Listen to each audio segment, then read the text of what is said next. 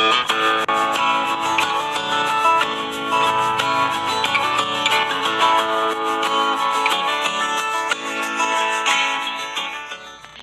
fungsi dalam bidang ekonomi dan bisnis merupakan salah satu bagian yang sangat penting untuk dipelajari bagi para mahasiswa yang belajar di bidang ilmu ekonomi dan bisnis. Kenapa? Karena hal ini dikarenakan model-model ekonomi yang berbentuk matematika biasanya itu dinyatakan dengan fungsi.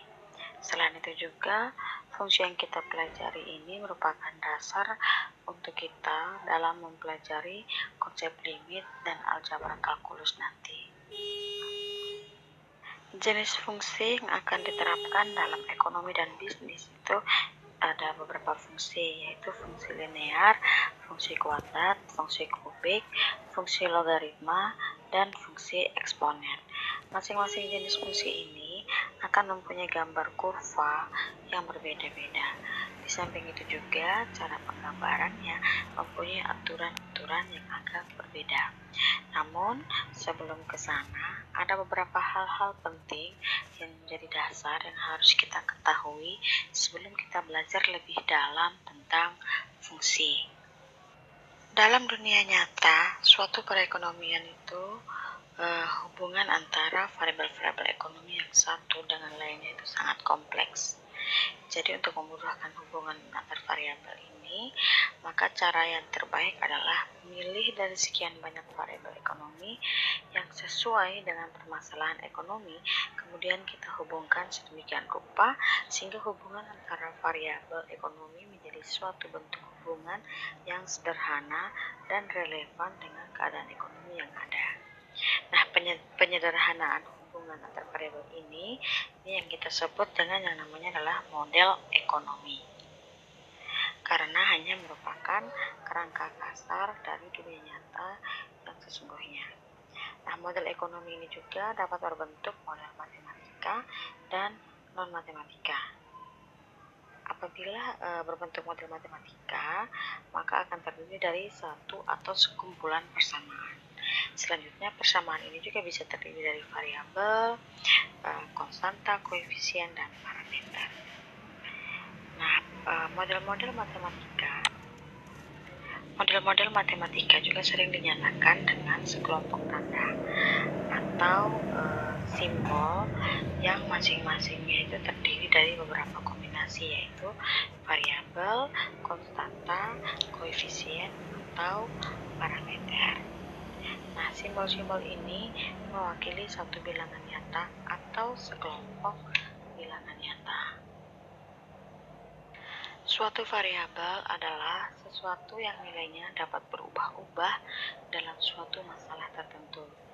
Nah, variabel dalam matematika murni itu sering dilambangkan dengan huruf terakhir dari abjad alfabet. Tapi dalam matematika terapan, khususnya ekonomi dan bisnis, variabel itu sering dilambangkan dengan huruf yang ada di depan nama variabel tersebut. Contohnya P, simbolnya P. Nah, itu biasanya diartikan untuk jumlah yang diminta, diartikan untuk harga. Jadi P itu kan bahasa Inggrisnya price, harga bahasa Inggrisnya price. Jadi P itu simbol untuk harga. Kemudian misalnya Q itu bahasa Inggrisnya adalah quantity. Nah, jadi untuk yang jumlah barang yang ditawarkan itu bisa disimbolkan dengan Q atau quantity. Kemudian ada cost. Jadi ini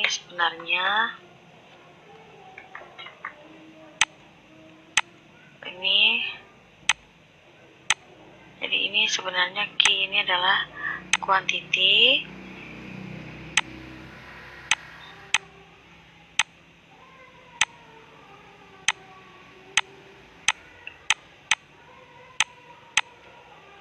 Dan C ini adalah cost.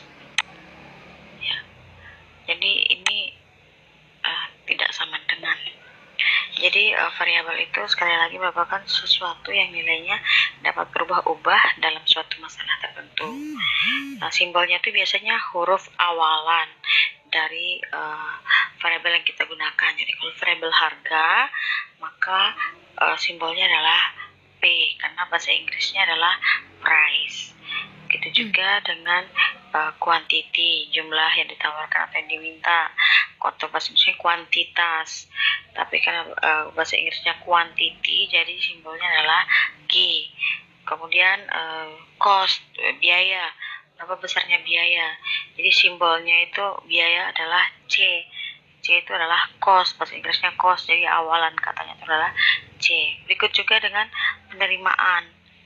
Penerimaan itu bahasa Inggrisnya adalah revenue. Nah, huruf awalnya adalah R. Jadi untuk yang penerimaan, simbol variabelnya adalah R. Itu juga investasi. Investasi bahasa Inggrisnya investment. Jadi simbolnya adalah I, dan biasanya I besar. Kalau yang I tingkat bunga itu bahasa Inggrisnya interest rate, tapi ini simbolnya adalah I kecil. Nah, kemudian untuk variabel sendiri itu terbagi menjadi dua, yaitu variabel endogen dan variabel eksogen. Nah, kalau variabel endogen itu sendiri adalah suatu variabel yang nilai penyelesaiannya diperoleh dari dalam model. Sedangkan variabel eksogen adalah suatu variabel yang nilai-nilainya diperoleh dari luar model atau sudah ditentukan berdasarkan data yang ada. Nah,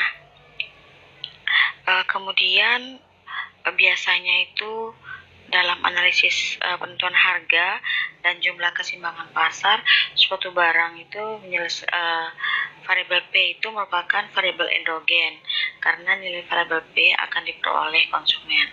Variabel P ini merupakan variabel eksogen karena variabel P merupakan data konsumen perorangan. Jadi suatu variabel itu mungkin merupakan suatu model dan mungkin juga merupakan variabel eksogen pada model yang lainnya. Nah, untuk membedakan variabel eksogen, endogen, dan variabel eksogen nanti akan kita bahas lebih dalam setelah ini dalam fungsi persamaan, sehingga teman-teman tidak pusing dan tidak bingung. Terus kemudian setelah variabel kita juga harus mengetahui yang namanya konstanta. Nah, konstanta itu adalah suatu bilangan nyata tunggal yang nilainya tidak berubah-ubah dalam suatu masalah tertentu. Konstanta ini sama halnya dengan variabel eksogen karena nilainya tuh sudah tetap dan berupa data. Jadi sudah tahu satu orang, data per orang, ada satu orang, dua orang, tiga orang, atau data perusahaan, satu perusahaan, dua perusahaan, tiga perusahaan, dan lain sebagainya. Nah, bila konstanta ini digabungkan dengan suatu variabel, jadi tadi variabel P atau price, harga, digabungkan dengan konstanta, misalnya 2, harganya Rp2 misalnya, atau 2 ya, kita simbolkan dengan 2, maka akan membentuk yang namanya koefisien. Jadi bisa jadinya 2P atau 5P. Yang ini adalah koefisien. Dengan kata lain, teman-teman, koefisien adalah angka pengali konstan terhadap variabelnya. Jadi konstan dikali dengan P jadinya 5P. 5P itu yang kita sebut dengan koefisien. Nah, kalau suatu konstanta yang digabungkan dengan variabel, di mana konstanta tadi digantikan dengan simbol huruf A, misalnya 5P, ini kan 5P, digantikan dengan 2P, maka yang terjadi adalah AP, atau A kali P, yaitu AP. Nah, simbol A itu, misalnya ini ya, A, ini kan kalau konstantanya A, maka koefisiennya akan menjadi AP. Nah, A ini bisa menyatakan suatu bilangan konstan tertentu, tetapi belum ditetapkan nilainya, maka nilai A ini bisa menunjukkan nilai berapa saja. Nilai A ini adalah suatu konstanta yang masih bersifat variabel yang kita sebut dengan konstanta parameter, atau yang lebih dikenal dengan istilah parameter. Dengan demikian teman-teman buat kita ketahui bahwa parameter ini dapat didefinisikan sebagai suatu nilai tertentu dalam suatu masalah tertentu dan mungkin akan menjadi nilai yang lain pada suatu masalah yang lain. Nah, parameter ini juga dilambangkan dengan huruf awal abjad Yunani atau Arab, misalnya alfa, beta, X, atau A, B, dan C.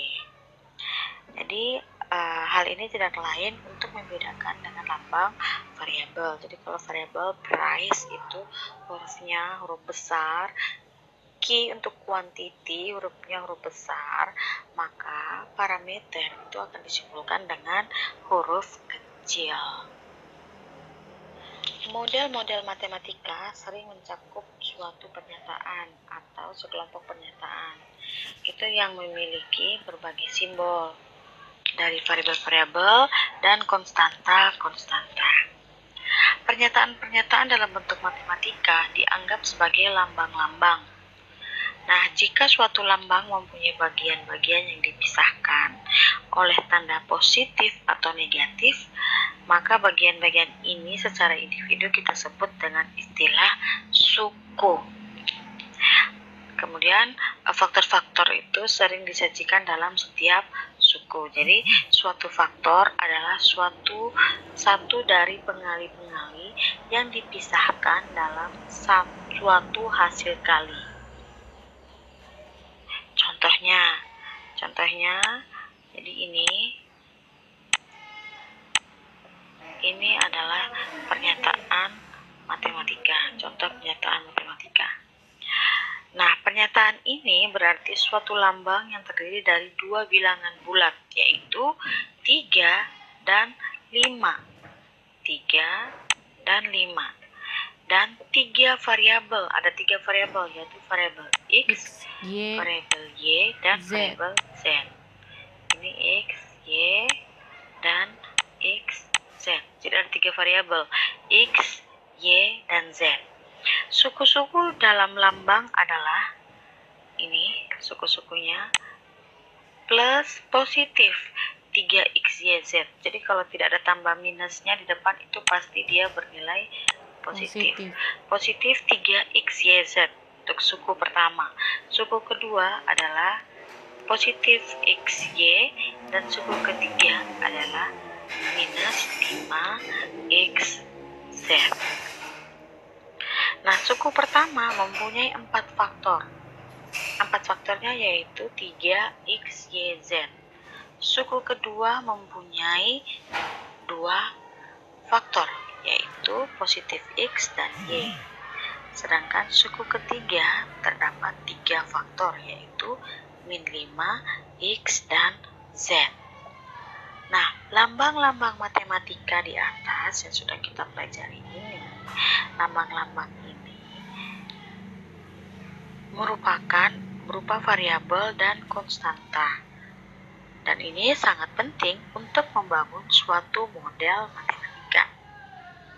Namun, untuk membuat model matematika tersebut akan menjadi berarti jika variabel dan konstanta tersebut ditata sedemikian rupa sehingga menjadi suatu persamaan atau pertidaksamaan. Nah, persamaan itu adalah suatu pernyataan bahwa dua lambang adalah sama, sehingga simbolnya itu adalah sama dengan. Sedangkan pertidaksamaan adalah suatu pernyataan yang menyatakan bahwa dua lambang itu adalah tidak sama. Jadi biasa disimbolkan dengan tidak sama dengan, atau lebih besar, atau lebih kecil, atau lebih besar dari, atau lebih kecil dari. Nah, dalam matematika ekonomi dan bisnis juga terdapat 3 persamaan, yaitu persamaan definisi, persamaan perilaku, dan kondisi keseimbangan. Nah, untuk persamaan definisi yaitu suatu bentuk persamaan di antara dua pernyataan yang mempunyai arti yang Biar sampai, Frambu. Contohnya, ini ada rumus, yaitu TR sama dengan TC. TR sama dengan TC, maaf, bukan TC ya, TR sama TC itu desimal. TR sama dengan P kali Q. Nah, TR dan P kali Q ini memiliki fungsi yang sama. Kenapa? Untuk mendapatkan TR, maka harus mencari dulu P dikalikan dengan Q. Jadi, suatu bentuk persamaan di antara dua pernyataan yang mempunyai arti yang sama. Jadi, TR ini sama dengan P kali Q. Kemudian ada persamaan perilaku. Persamaan perilaku ini adalah suatu persamaan yang menunjukkan bahwa perubahan perilaku suatu variabel sebagai akibat dari perubahan variabel lainnya yang berhubungan. Nah, persamaan ini dapat diterapkan pada perilaku manusia, misalnya perubahan perilaku pola konsumsi secara keseluruhan sebagai akibat dari perubahan pendapatan nasional. Atau pada perilaku bukan manusia, misalnya perubahan biaya total dari suatu perusahaan sebagai akibat dari perubahan dalam jumlah produksi. Nah, asumsi ini juga kita dapat contohkan dengan total cost atau biaya total. Jadi TC atau total cost itu sama dengan contohnya 150 tambah G. Untuk persamaan perilaku ada dua persamaan yang akan kita jadikan contoh, yaitu TC sama dengan 100 tambah 25Q dan TC sama dengan 150 tambah Q. Nah, kalau kita perhatikan, kedua persamaan ini mempunyai bentuk yang berbeda. Yang satunya 100 tambah 25Q, sedangkan yang satunya lagi 150 tambah Q. Jadi kondisi produksi yang diasumsikan itu berbeda. Jadi pada yang TC sama dengan 100 tambah 25Q itu biaya tetapnya adalah 100. Sedangkan yang TC sama dengan 150 tambah Q, biaya tetapnya adalah 150. Kemudian untuk biaya variabel dari kedua persamaan itu juga berbeda. Nah, pada persamaan TC sama dengan 100 tambah 25Q, biaya variabelnya itu meningkat secara konstan sebesar 25 apabila terjadi penambahan 1 unit produksi. Sedangkan pada persamaan 150 tambah Q, biaya variabelnya meningkat secara progresif apabila terjadi penambahan 1 unit produksi.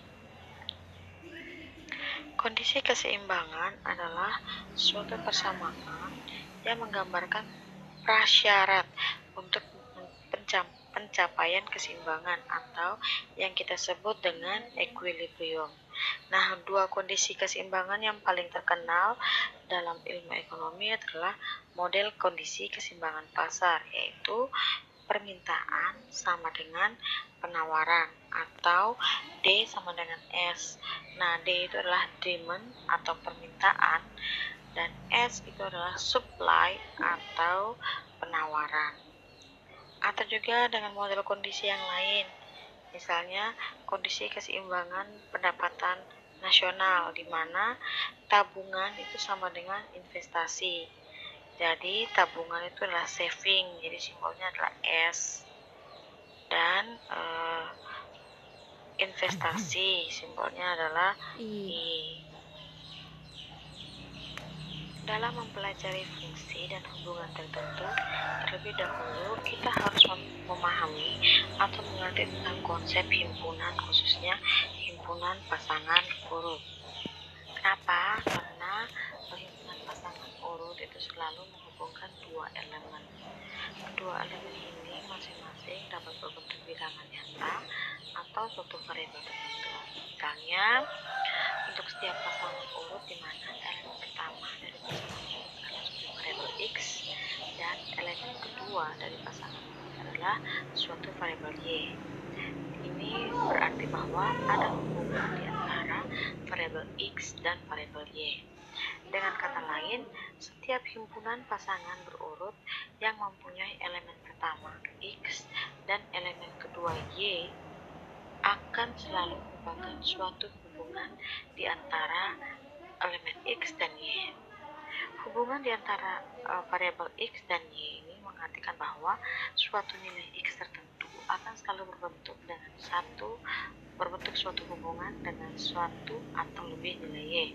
Namun, hal ini tidak selalu dapat terjadi jika untuk setiap nilai x tertentu yang berhubungan dengan satu dan hanya satu nilai y, maka y itu dikatakan sebagai fungsi dari x. Hubungan fungsional ini dapat dinyatakan dengan penulisan y sama dengan fungsi x. Jadi persamaan y sama dengan f dalam kurung x ini dibaca y adalah sama dengan fungsi dari x. Jadi, fungsi mengharuskan adanya satu nilai y yang unik untuk setiap nilai x, tetapi hal yang sebaliknya tidak diharuskan. Dengan kata lain, lebih dari satu nilai x dapat dihubungkan dengan nilai y yang sama. Tapi sebaliknya, beberapa nilai y tidak dapat dihubungkan dengan nilai x yang sama. Suatu fungsi juga dapat disebut dengan pemetaan atau transformasi. Jadi istilah ini menyatakan suatu tindakan yang menghubungkan satu dengan yang lainnya.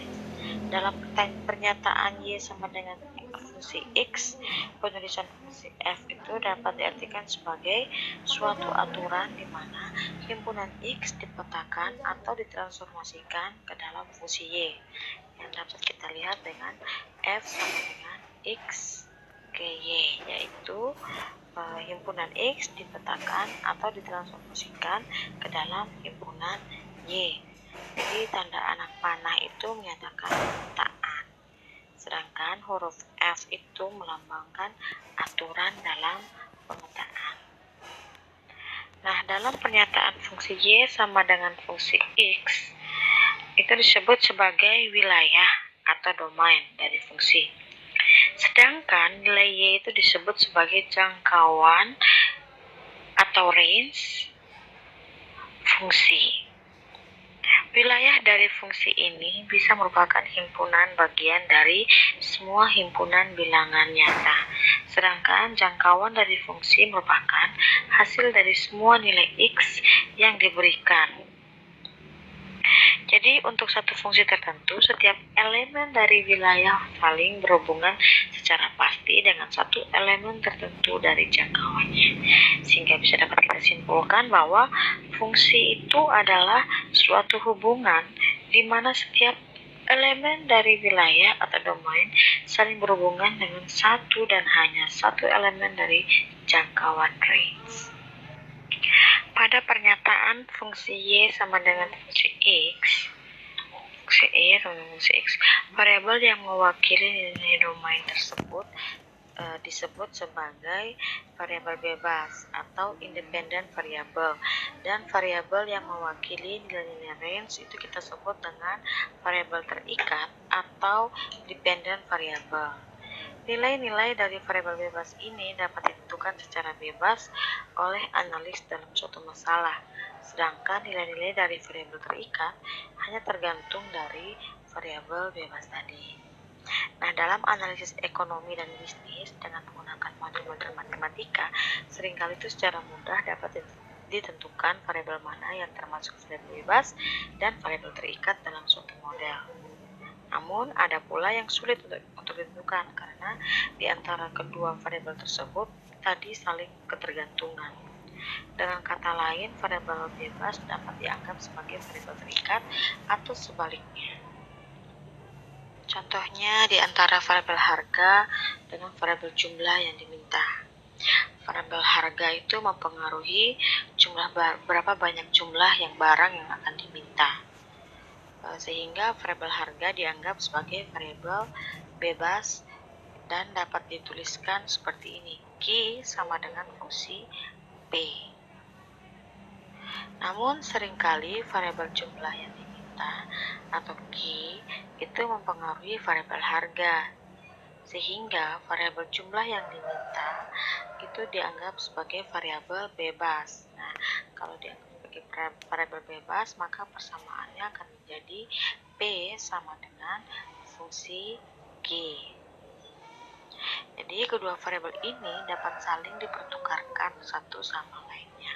Variabel-variabel ekonomi yang saling ketergantungan satu sama lainnya di dalam model ekonomi sering kita sebut dengan istilah yang namanya model simultan.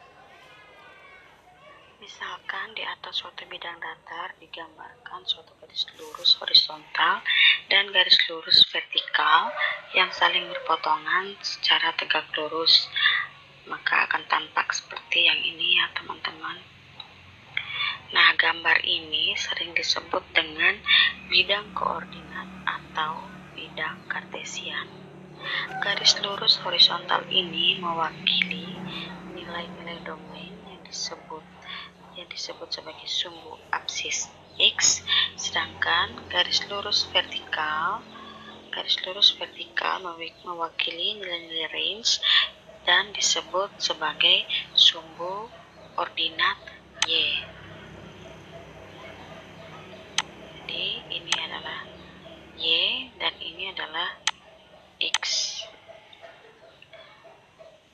Perpotongan antara sumbu X dan sumbu ordinat Y akan menghasilkan titik 0,0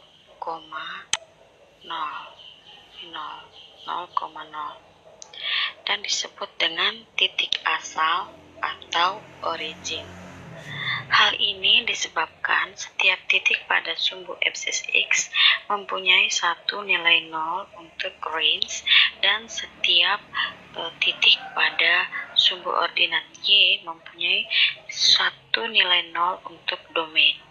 Selanjutnya, perpotongan antara kedua sumbu, baik sumbu absis X maupun sumbu ordinat Y yang diukur dari titik 0 disebut sebagai titik koordinat atau sumbu koordinat. Titik koordinat kartesian biasanya dinyatakan dengan notasi pasangan yaitu X dan Y. Jadi kalau di antara kuadran 1 ini, maka titiknya adalah X positif dan Y positif. Sedangkan di kuadran 4, X-nya positif, sedangkan Y-nya negatif. Di kuadran 2, X-nya negatif dan Y-nya positif. Di kuadran 3, X-nya negatif dan Y-nya negatif. Fungsi linier adalah fungsi paling sederhana karena hanya mempunyai satu variabel bebas dan berpangkat 1 pada variabel tersebut. Jadi fungsi ini sering digunakan dalam penerapan ekonomi dan bisnis untuk menjelaskan hubungan-hubungan ekonomi dan bisnis secara linear. Di samping itu juga fungsi ini merupakan dasar untuk mempelajari fungsi-fungsi lainnya yang lebih rumit dalam penyelesaiannya. Suatu fungsi linear bila digambarkan dalam bidang kartesius, maka grafiknya merupakan suatu garis lurus. Kemiringan pada setiap titik yang terdapat pada garis lurus tersebut itu adalah sama. Nah, kemiringan dari fungsi linear dengan suatu variabel bebas X adalah sama dengan perubahan dalam variabel terikat dibagi dengan perubahan dalam variabel bebas dan biasanya dilambangkan dengan huruf M. Jadi kemiringan itu dilambangkan dengan huruf M dan kemiringan itu adalah perubahan dari variabel Y dibagi dengan perubahan pada variabel X. Secara geometri, kemiringan suatu garis lurus adalah tangen dari sudut yang dibentuknya terhadap sumbu absis X. Sudut tangen itu adalah perbandingan antara sumbu vertikal Y dengan sumbu horizontal X. Pada gambar ini, garis ini mempunyai kemiringan positif karena naik dari kiri bawah ke kanan atas. Sehingga jika X naik, maka Y juga akan naik. Nah, berikutnya ada kemiringan negatif, yaitu kurva berbentuk menurun dari kiri atas ke kanan bawah, dimana jika X-nya menaik, maka Y-nya akan menurun. Ya. Berikutnya juga ada kemiringan garis 0, karena X bertambah, Y-nya tetap atau konstan. Ada lagi kemiringan garis tak tentu, karena X konstan dan Y-nya tak tentu. X-nya tetap tapi Y-nya tak tentu. Nah,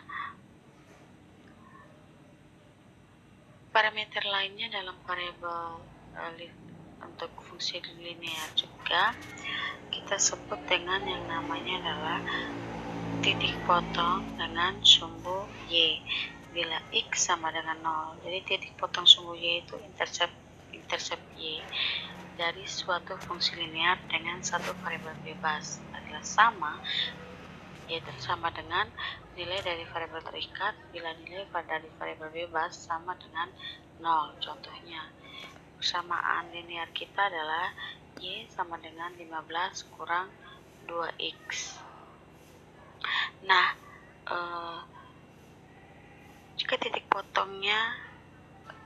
jika X sama dengan 0, maka Y-nya sama dengan 15. Maka titik potongnya pada X-nya 0 dan Y-nya 15. Suatu fungsi linear yang mencakup satu variabel bebas dan satu variabel terikat mempunyai bentuk umum seperti ini. Y sama dengan A0 tambah A1X, di mana A1 ini tidak sama dengan 0. Bentuk ini disebut sebagai bentuk kemiringan titik potong atau slope intercept. Bentuk seperti ini bila dilihat dari letak kedua variabel X dan Y, maka bentuk ini dapat disebut sebagai bentuk eksplisit karena variabel bebas X dan variabel terikat Y saling terpisah oleh tanda sama dengan. Nah, untuk fungsi linear bentuk seperti ini, nilai kemiringannya adalah A dan nilai titik potong sumbunya adalah 0, A0. Nah, contohnya Y sama dengan 5 tambah 3X, maka kemiringannya adalah 3, M sama dengan 3, dan titik potongnya jika X sama dengan 0 berarti 3 kali 0, 5 tambah, maka dapatnya 5. 3 kali 0, 3, 5 tambah 0 dapatnya 5. Jadi titik potongnya adalah 0,5. Suatu garis lurus dapat digambarkan dengan cara menghubungkan dua titik pada bidang kartesius X, Y. Tetapi persamaan garis lurus tersebut tidak dapat diketahui apabila kita tidak mengetahui letak dari dua titik tersebut dalam bidang kartesius X, Y. Oleh karena itu, untuk menentukan persamaan garis lurus tersebut, kita harus mengetahui kedua titik tersebut. Jika kedua titik diketahui, misalnya B, untuk yang titik B, XY dan XY1, dan C, X2, Y2, maka kemiringan yang diperoleh yaitu dengan rumus Y kurang Y1 dibagi X kurang X1 sama dengan kemiringan. Nah, karena kemiringan garis lurus ini sama pada setiap titik yang terletak pada garis tersebut, maka persamaannya akan kita peroleh seperti yang ini. Contohnya, kita akan mencoba mencari persamaan garis lurus yang ini sudah diketahui, tapi caranya diperoleh dari garis yang memiliki titik 3,2 dan 4,6. Nah, untuk titik pertama ini kita ketahui X dan Y. Ini juga X dan Y. Karena ini titik kedua, maka ini X2 dan Y2. Ini X1 dan Y1.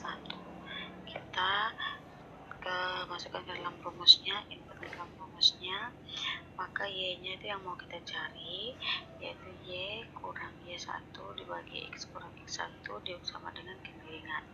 Y1-nya adalah 2, terus X1-nya adalah 3. Y2-nya adalah 6 dikurangkan dengan Y1-nya 2, dengan X2-nya adalah 4 dikurangi dengan X1-nya adalah 3. Hasilnya adalah untuk kemiringan yaitu 6 kurang 2 bagi 4 kurang 3 dapatnya 4. Kemudian ini adalah persamaan, jadi ada sisi kiri dan sisi kanan atau ruas kiri dan ruas kanan. Nah, karena ini tidak bisa kita bagi, maka kita lakukan pindah ruas. Kenapa bukan ini kali ini? Nah, karena ini adalah kemiringan, sehingga yang bukan kemiringan ini kita pindahkan ke sisi sebelah, kita kalikan dengan kemiringan. Jadi pindah ruas ke sisi sebelah kanan. Dapatnya 4 dikalikan terus tadi X kurang 3, dapatnya Y kurang 2 sama dengan 4X kurang 12. Y sama dengan 4X kurang 12. Min 2 ini ada di sisi ruas sebelah kiri, pindah ke ruas sebelah kanan karena kita mau mencari persamaan Y sama dengan fungsi X. Jadi pindah ruas, maka yang tadinya negatif akan berubah menjadi positif karena pindah ruas. Jadi sekali lagi, untuk pindah ruas itu adalah yang konstanta. Nah, sehingga kita dapatkan persamaannya adalah Y sama dengan 4X kurang 10. Setelah kita temukan persamaannya, maka kita akan mencari titik potong masing-masingnya dari persamaan yang ada.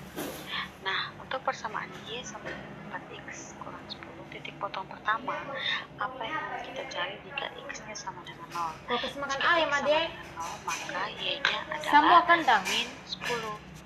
Sehingga titiknya adalah X-nya 0, maka Y-nya adalah min 10. Ini min ya. Min 10, jadi di sini titiknya. Kemudian jika Y-nya yang 0, maka kita inputkan 0-nya di Y sama dengan 4X kurang 10. Ini sisi kanan kita pindahkan ke sisi sebelah kiri, jadi nilainya berubah menjadi minus 4X sama dengan minus 10. Maka X kita peroleh adalah min 10 dibagi min 4. Kenapa ini dibagi min 4? Karena ini adalah yang namanya koefisien dipindah ruaskan berarti dibagi. Min 10 bagi min 4 dapatnya 2,5. Sekali lagi ingat, min bagi min dapatnya adalah positif. Jadi titik potong untuk yang titik berikutnya adalah jika Y-nya 0, maka X-nya adalah 2,5. Ini bukan 10. 2,5, berarti dapatnya titiknya adalah 2,5,0. Kemudian tinggal kita menarik garis lurus antara dua titik. Jadi jadilah garis tegak lurus untuk persamaan Y sama dengan 4X kurang 10. Selain metode dua titik untuk menentukan persamaan garis lurus, ada metode lain yaitu metode satu titik dan satu kemiringan. Maka kita akan melihat rumusnya, yaitu yang sama kayak yang tadi, yaitu Y kurang Y1 dibagi X kurang X1 sama dengan Y2 kurang Y1 dibagi X2 kurang X1. Jika X kurang X1 ini dipindahkan ke ruas kanan, maka akan jadi seperti ini. Tadi sudah kita coba contohnya. Nah, seperti sudah dikatakan bahwa rumus kemiringan adalah Y2 kurang Y1 dibagi X2 kurang X1. Maka persamaan di atas akan menjadi Y kurang X kurang X1. Nah, rumus ini adalah untuk menentukan persamaan garis lurus bila diketahui satu titik dan satu kemiringan. Nah, contohnya, carilah persamaan garis yang melalui titik 6,4 dan kemiringannya min 2/3. Nah, diketahui seperti kita ketahui X dan Y-nya adalah 6,4. Kemiringannya min 2/3. Maka langkah pertama adalah kita mencari fungsi persamaannya. Rumusnya tadi adalah Y kurang Y1 sama dengan M dikalikan dengan X kurang X1. Untuk Y1-nya adalah 4 dan X1-nya adalah 6. Jadi Y kurang 4 sama dengan M, yaitu kemiringan min 2/3 dikalikan dengan X kurang 6. Dapatnya Y kurang 4 sama dengan min 2/3 X. Ini min 2/3 kali X dapatnya min 2/3 X ditambah min 2/3 kali min 6. Itu dapatnya adalah positif 4.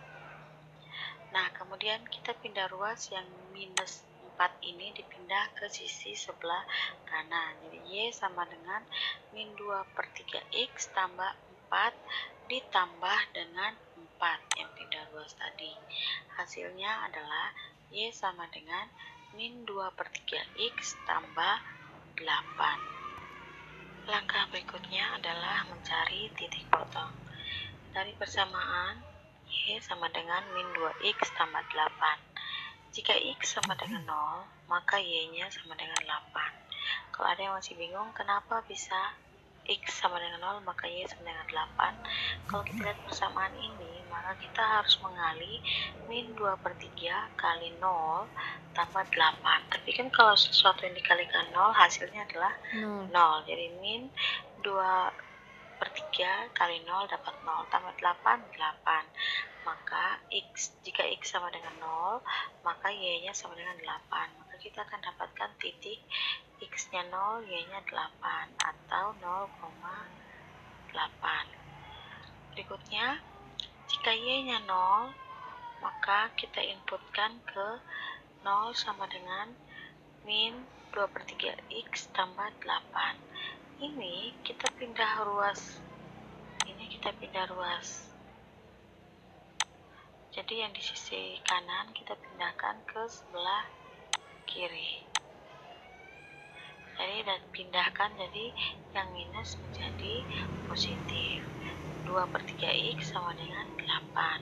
X sama dengan 8 dibagi 2/3, 2 bagi 3 adalah 0,67.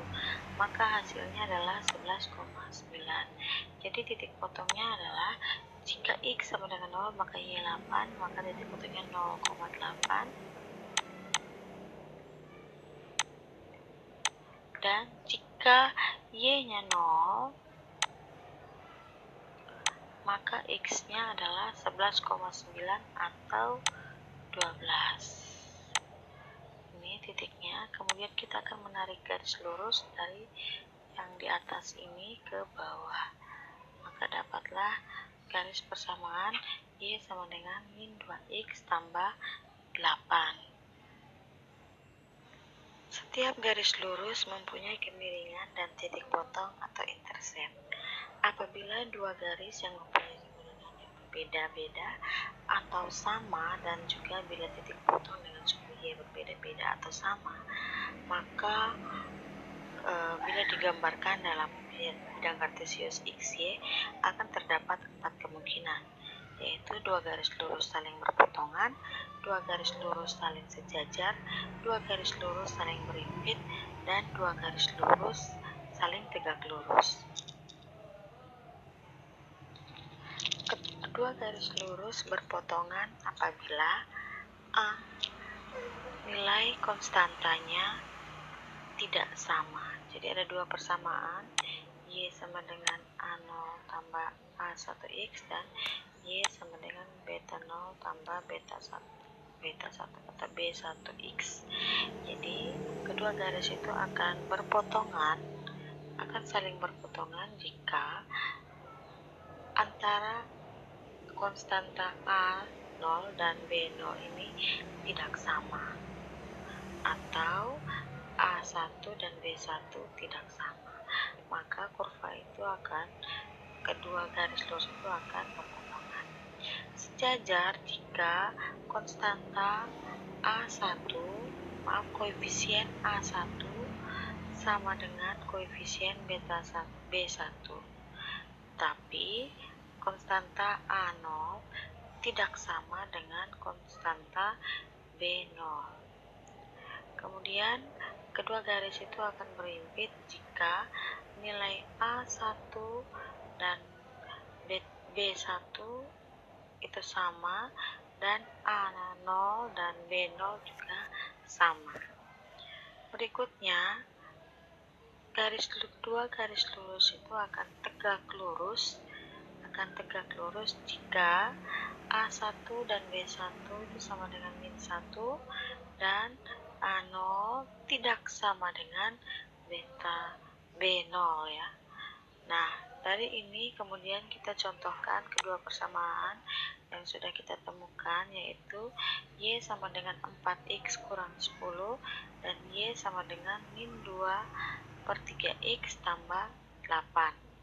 Seperti yang kita ketahui, A0 dan B0 nya berbeda. A0 pada persamaan pertama itu 4, B ya, ini adalah A1 dan B1, koefisiennya beda, yaitu satunya 4 dan satunya -2/3. Kemudian konstantanya pun beda, yaitu -10 dan +8. Karena berbeda, dua-duanya antara konstanta dan koefisiennya sama-sama berbeda, maka diasumsikan bahwa kedua gambar ini akan berpotongan. Dan itu terbukti ya teman-teman. Seperti ini, untuk persamaan -2/3X tambah 8, kurvanya akan menurun, mengalami kemiringan negatif. Sedangkan untuk yang persamaan sebelumnya, Y sama dengan 4X min 10 itu mengalami kemiringan positif, naik ke atas. Jadi kalau digabungkan, kedua garis lurus akan membentuk yang namanya berpotongan. Kebanyakan model ekonomi yang berbentuk matematis mempunyai lebih dari satu kendala dan variabel dalam himpunan persamaannya. Jika setiap kendala dinyatakan sebagai suatu persamaan linear, maka himpunan persamaan-persamaan linear ini disebut sebagai sistem persamaan linear.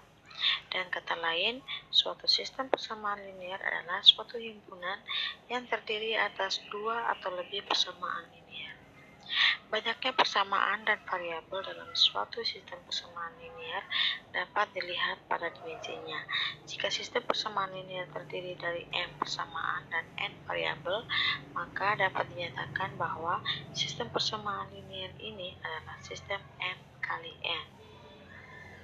Penyelesaian suatu sistem persamaan linear adalah suatu himpunan nilai yang memenuhi secara serentak semua persamaan-persamaan dari sistem tersebut. Nah, untuk sistem persamaan linear terdapat 3 kemungkinan, yaitu ada penyelesaian tunggal, tidak ada penyelesaian, atau sejumlah penyelesaian yang tidak terbatas. 3 kemungkinan ini dapat diuraikan secara mudah dengan memisahkan suatu sistem dengan 2 persamaan dan 2 variabel. Suatu sistem dengan 2 persamaan dan 2 variabel mempunyai penyelesaian tunggal dapat disajikan secara grafik dengan melihat titik potong dari 2 garis persamaan tersebut. Selanjutnya, ini gambar kurvanya.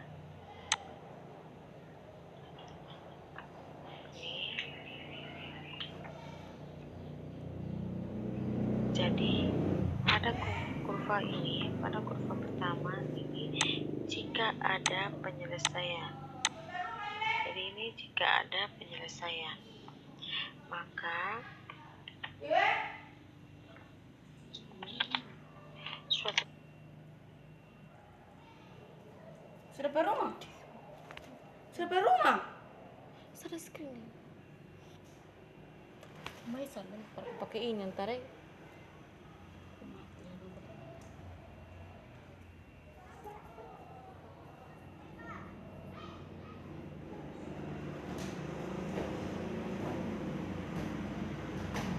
sistem persamaan linear mempunyai suatu penyelesaian yang tunggal adalah suatu sistem persamaan yang konsisten. Jadi pada kasus ini terdapat jumlah penyelesaian yang tidak terbatas juga untuk suatu persamaan, yaitu yang gambar yang berikutnya tidak terbatas. Ini ya, tidak terbatas penyelesaiannya.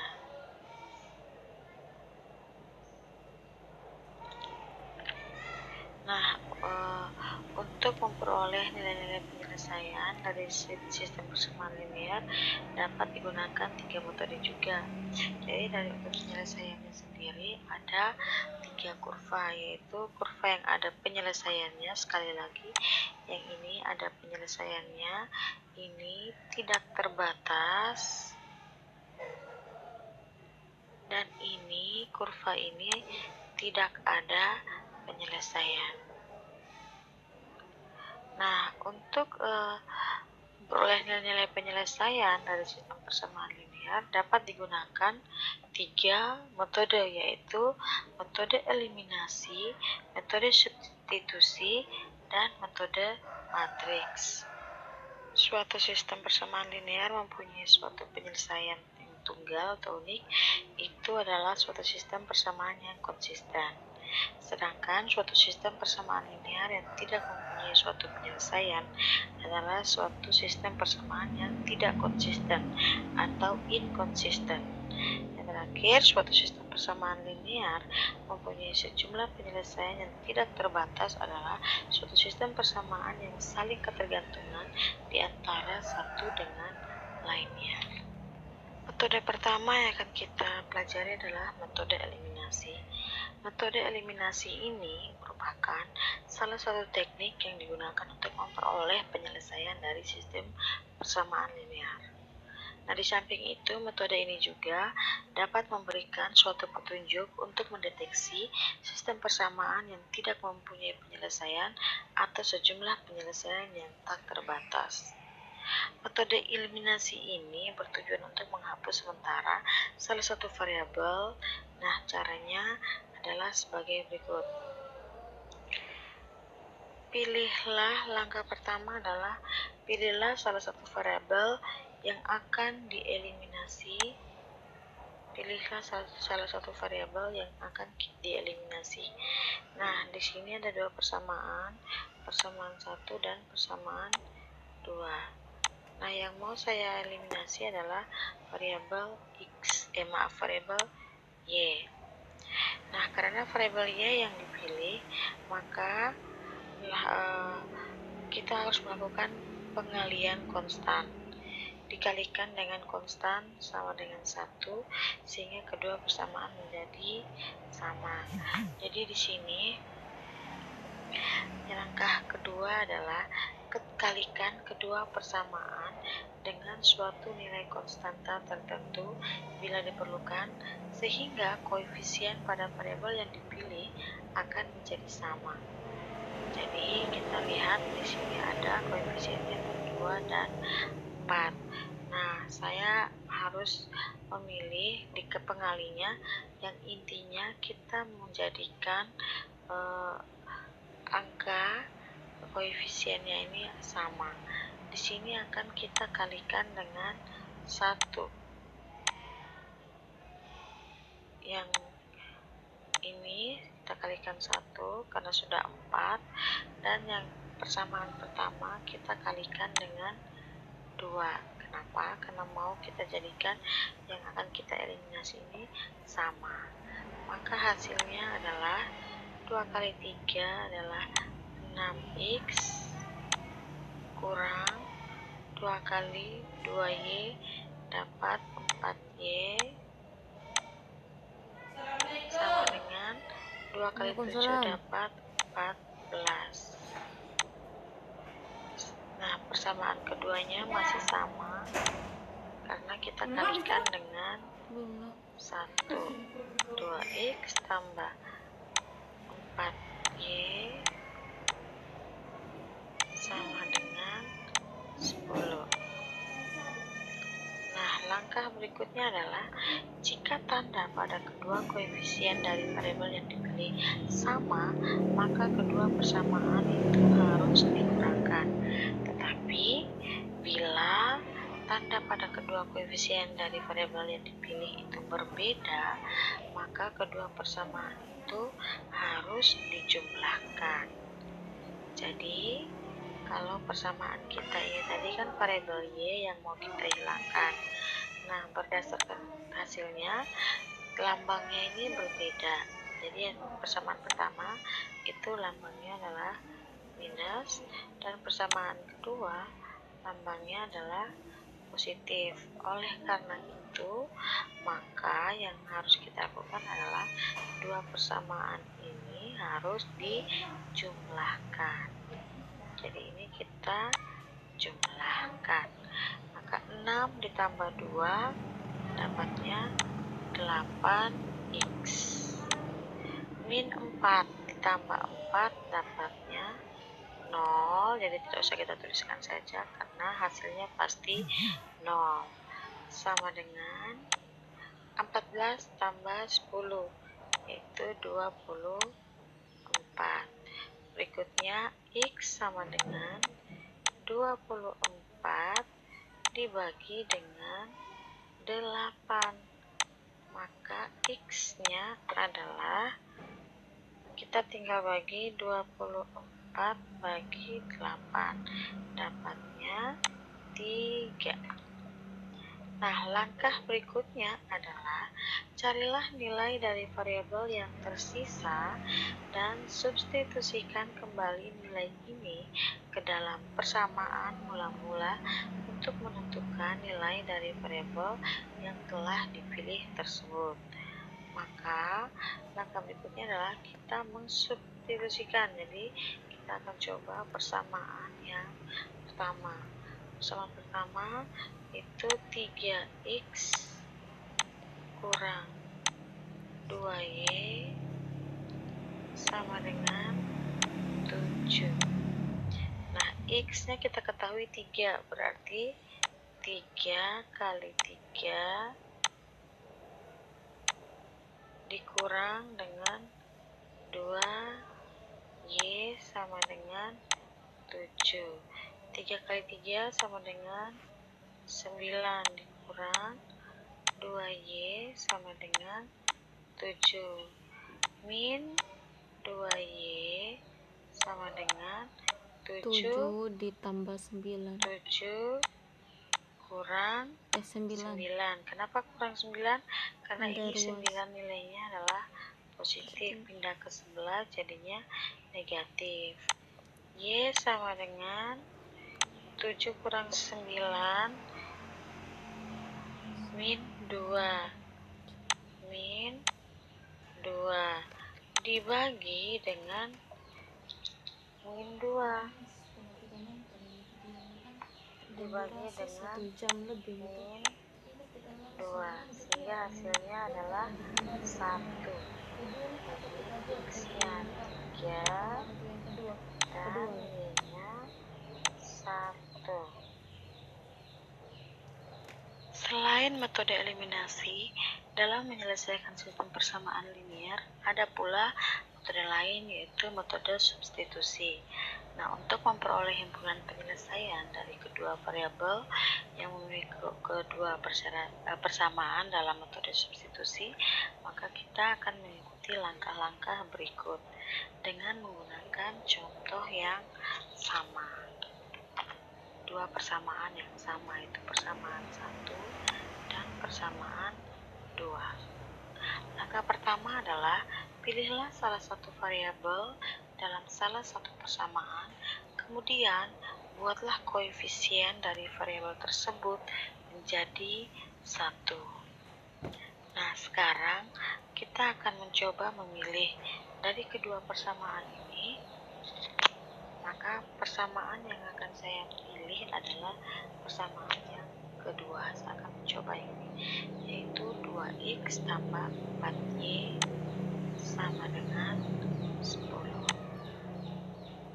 2x tambah 4y sama dengan 10. Nah, setelah kita menentukan persamaannya, maka kita akan membuat koefisien dari variabel tersebut menjadi 1 atau x-nya sama dengan 1. Maka ini hasilnya adalah 2x sama dengan 10, yang variabel y-nya kita pindahkan ke sebelah karena mau kita buat x ini sama dengan 1. Berarti 10 dikurang. Kenapa kurang? Karena 4 di sini nilainya positif. Jadi kalau pindahkan ke ruas maka akan menjadi negatif. Jadi 10 kurang 4y. X sama dengan 10 bagi 2 dikurang 4 bagi 2y. X sama dengan 10 bagi 2 itu 5 dikurang 4 bagi 2 itu 2y. Jadi persamaannya adalah x kurang sama dengan 5 kurang 2y. Nah, x-nya di sini sudah jadi 1. Nah, langkah berikutnya adalah bila persamaan pertama yang dipilih, maka substitusikan ke persamaan kedua. Begitupun sebaliknya. Jadi di sini kan persamaan kedua yang dipilih. Jadi kita substitusikan ke persamaan pertama. Nah, persamaan pertama itu 3x kurang 3x kurang ya, jadi ini harus dihapus dulu ya.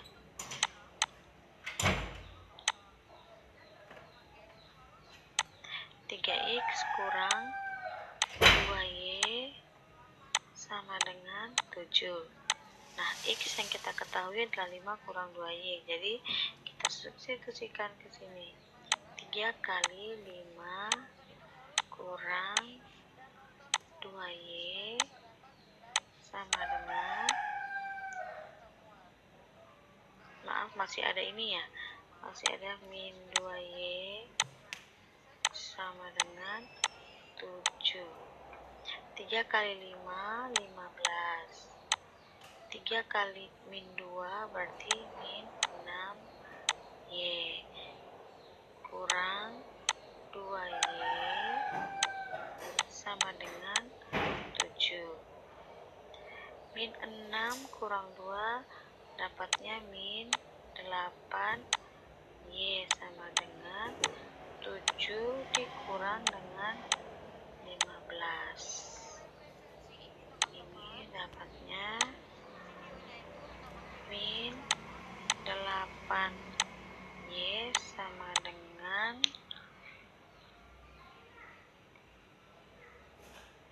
min 8. Jadi y sama dengan min 8 bagi min 8. Y-nya sama dengan 1. Berarti titik potongnya. Langkah berikutnya adalah Cari nilai variabel yang tidak dipilih dengan aturan-aturan matematika. Substitusikan kembali nilai dari variabel yang diperoleh ke dalam persamaan mula-mula untuk memperoleh nilai variabel yang dipilih. Jadi, X sama dengan 5 kurang 2Y. Maka, ini X sama dengan 5 kurang 2Y kali Y-nya 1. Oke. Maka ini sama dengan 5 kurang 2 sama dengan 3. Berarti X-nya itu 3 dan Y-nya sama dengan 1. Kita buktikan apakah sama dengan ini. Sama dengan yang eliminasi. Ini 3,1. Pada persamaan pertama, 2x tambah 3y sama dengan 7 dan 4x tambah 6y sama dengan 12. Ini menunjukkan bahwa kedua-duanya ini adalah tidak konsisten, karena kedua persamaan ini mempunyai kemiringan yang sama, yaitu 0,667.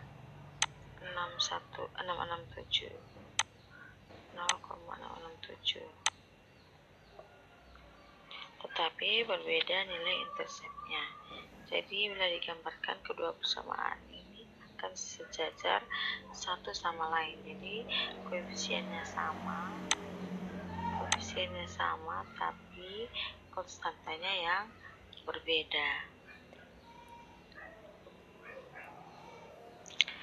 Sebagaimana sudah kita jelaskan, dari kedua persamaan mempunyai penyelesaian unik, akan tetapi ada kalanya suatu sistem persamaan linier dengan dua persamaan dan dua variabel tidak terdapat penyelesaian atau no solution, atau penyelesaian yang jumlahnya tidak terbatas.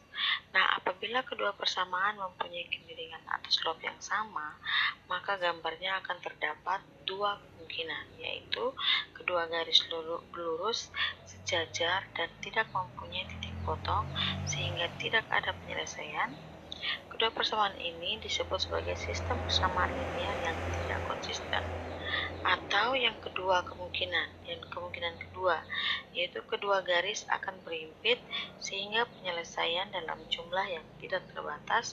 Kedua persamaan ini disebut sebagai sistem persamaan linear yang tergantung secara linear. Dari contoh pertama, persamaannya adalah 2x tambah 3y sama dengan 7. 4x tambah 6y sama dengan 12. Pada persamaan pertama dan kedua ini dikatakan tidak konsisten. Tidak konsisten karena kedua persamaan ini mempunyai kemiringan yang sama tetapi nilai berbeda, nilai interseptnya. Jadi bila digambarkan kedua persamaan ini akan sejajar satu sama lainnya. Nah, kalau yang contoh kedua ini tergantung secara linear karena kedua persamaan ini mempunyai kemiringan yang dan nilai intercept yang sama. Jadi apabila digambarkan kedua persamaan ini akan memperhimpit satu dengan yang lainnya. Sekian materi dari saya, semoga materi ini bermanfaat dan teman-teman bisa mengerti untuk kedepannya. Terima kasih. Bagi yang suka silakan like, subscribe, dan di-share bila berminat. Semangat dan selamat belajar.